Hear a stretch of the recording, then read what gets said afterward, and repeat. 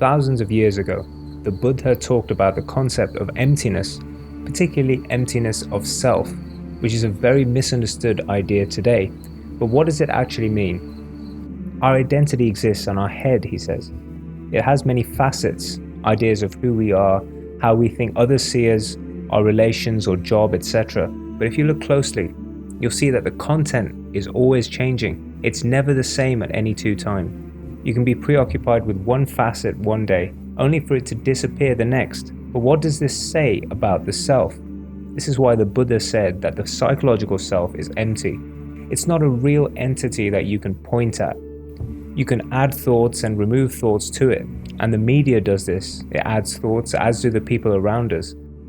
So yes, the mind is an amazing instrument, but the psychological self, as Buddha said, is empty. But then, what about the body? Buddhists also say that this is empty.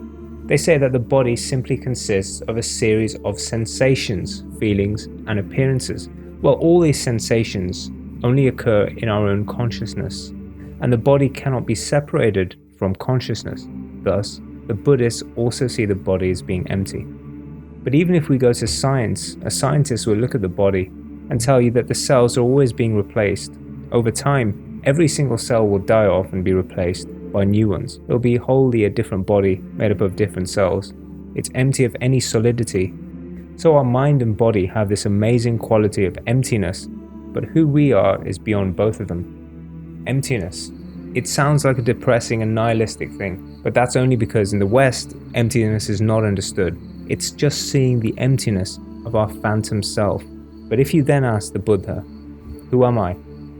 He was usually silent on this matter, because consciousness is impossible to put into words.